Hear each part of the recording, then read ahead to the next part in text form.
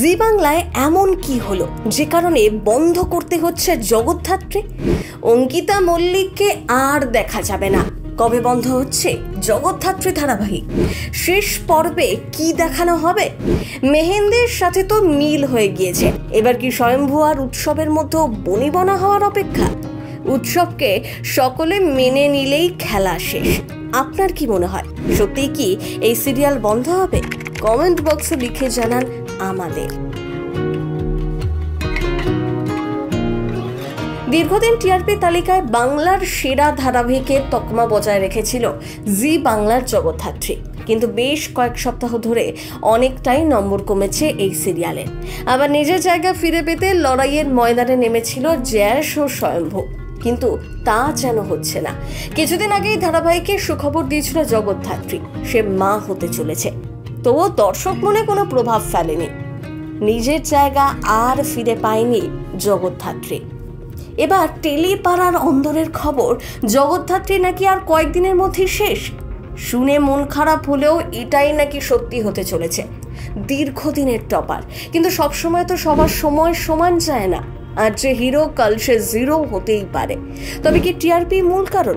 যদিও এই বিষয়ে চ্যানেল কর্তৃপক্ষ এখনো মুখ খোলেনি, খবরে শিলমোহর দেয়নি তারা। কিন্তু শোনা যাচ্ছে জ্যাসানালের মেয়াদ নাকি আর বেশি দিন নেই।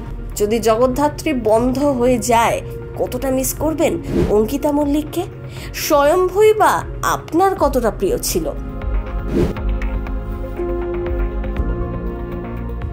জগদ্ধাত্রী ছল করে মাকে ভয় দেখিয়েছিল যাতে স্বয়ম্ভুর কাছে দ্বারস্থ হতে হয়। সবটাই মেহেন্দির প্ল্যানিং, আর যেটা প্ল্যান হয়েছিল সেটাই ঠিক। বিপদের হাত থেকে বাঁচাতে স্বয়ম্ভুকে জামাই ষষ্ঠীতে নিমন্ত্রণ করে তার শাশুড়ি মা।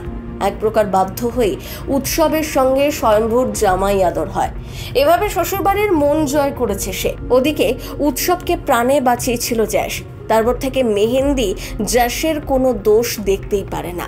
কিন্তু নানা কেসে জগদ্ধাত্রী কিন্তু ফেঁসে যাচ্ছে বারবার, বিপদ বাড়ছে তার। তবে কি জগদ্ধাত্রীর শেষ দেখেই ধারাবাহিক বন্ধ হবে? তা যদিও বলবে সময়।